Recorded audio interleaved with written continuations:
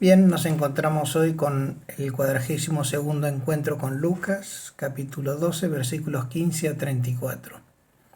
Nos habíamos preguntado acerca de la parábola del rico necio y la confianza en la providencia que lleva a este hombre a interrumpir al Señor durante las enseñanzas que estaba dando. ¿Es bueno o es malo buscar una posición económica cómoda para uno y para su familia? ¿Qué se debe evitar en todo caso?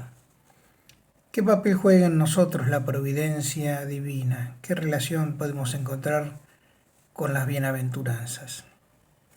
Esta parábola es exclusiva de Lucas y tiene como fin ilustrar un principio moral que está sentado en el comienzo del texto.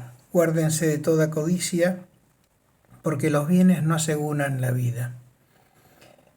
La ocasión de su predicación fue la intervención de uno de la muchedumbre que pidió a Jesús que terciara en un pleito familiar.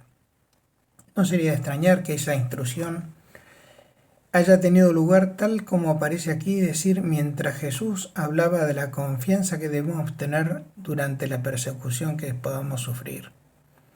La alusión a magistrados y tribunales que acaba de hacer el maestro permite que uno de esta multitud, que poco y nada estaría entendiendo las palabras del Señor, asociar estas palabras de Cristo con sus propios problemas que se reducían a una querella doméstica con un hermano. La respuesta de Cristo debe ser entendida. ¿Y esto qué tiene que ver con lo que estoy diciendo? En realidad no tenía nada que ver, pero Jesús, con su infinita paciencia, también se tomó el tiempo para recordar las graves consecuencias de centrar las propias preocupaciones en los bienes de este mundo. Y lo hace con esta parábola en que describe la actitud de un hombre rico al que los negocios de pronto le reportan ganancias extraordinarias. Ante todo se trata de alguien ya rico, por lo tanto, a uno en que las ganancias extras no le sumaban ni le quitaban nada. Además, como suele suceder, sus bienes se multiplicaban, pues mientras más se tiene, si uno no gasta más de lo que necesita, se acumula.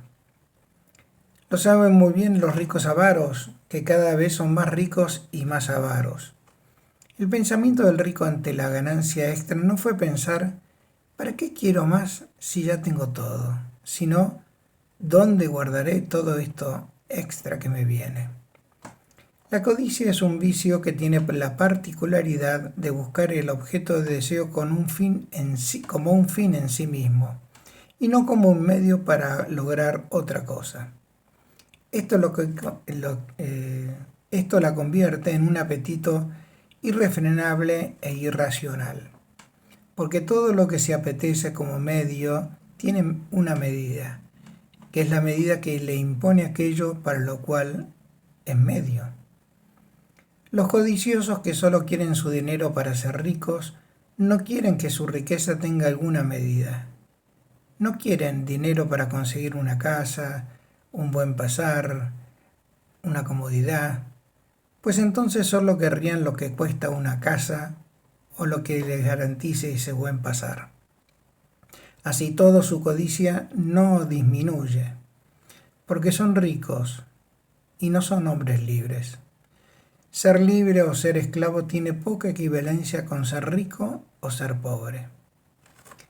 El rico de la parábola, como la mayoría de los ricos de la gran parábola de la vida, tenía mucho dinero pero no tenía libertad, y por lo visto no le alcanzaba con la que ella tiene. Solo tiene lo que es capaz de usar.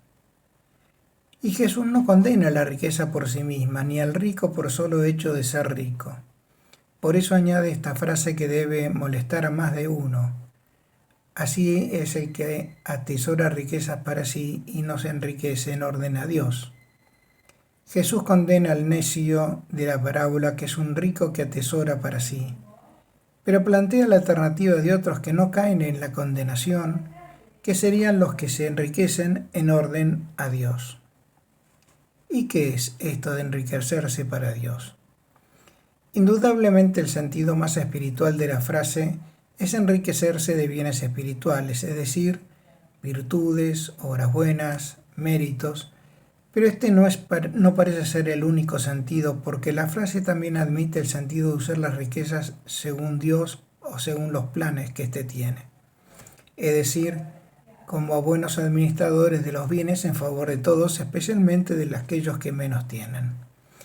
Pero volvamos al principio puesto por Cristo a menudo como advertencia: guárdense de toda codicia, porque aún en la abundancia la vida de uno no está asegurada por estos bienes.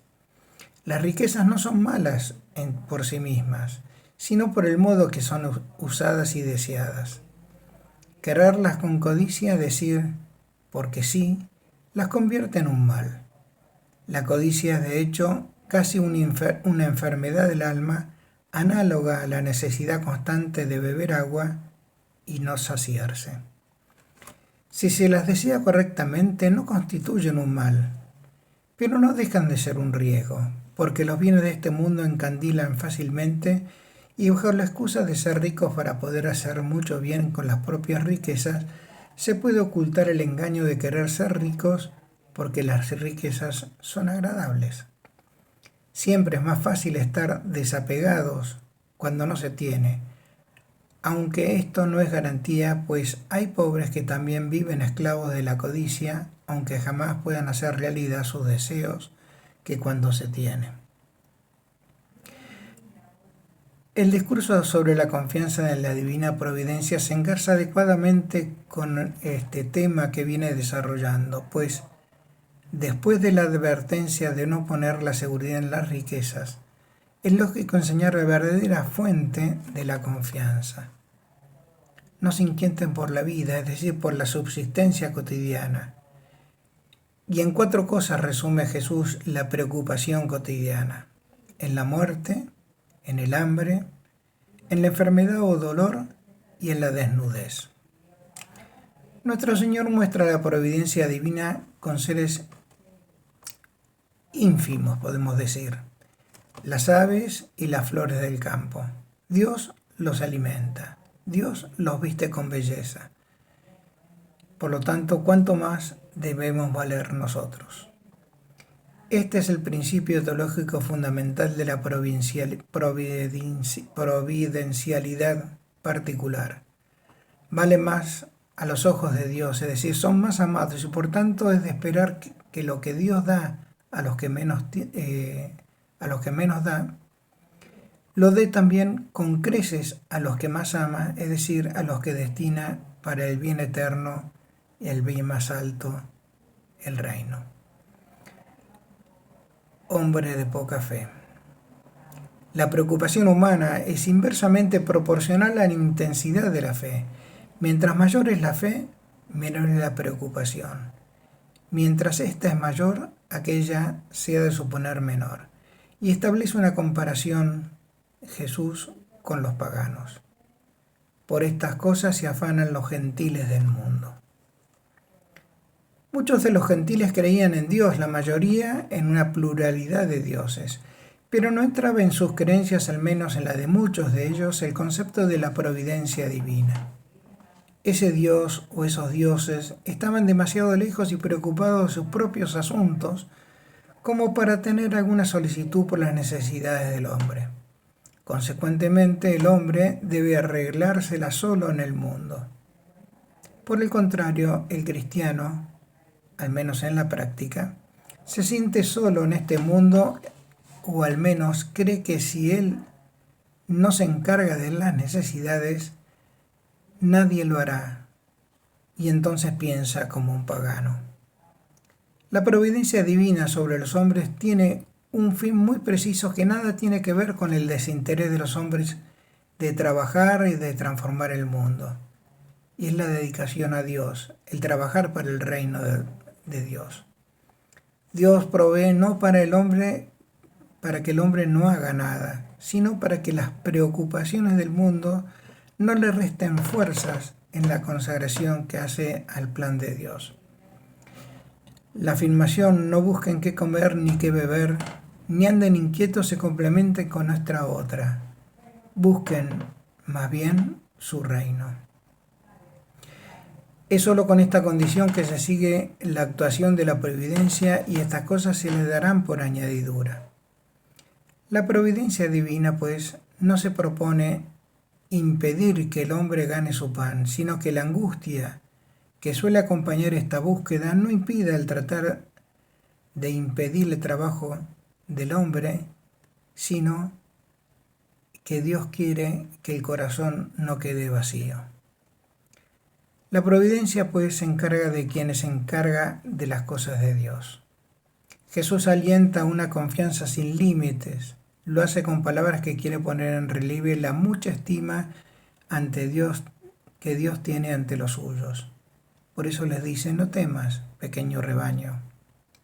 Y da la razón, porque al Padre le ha parecido bien darles a ustedes el reino.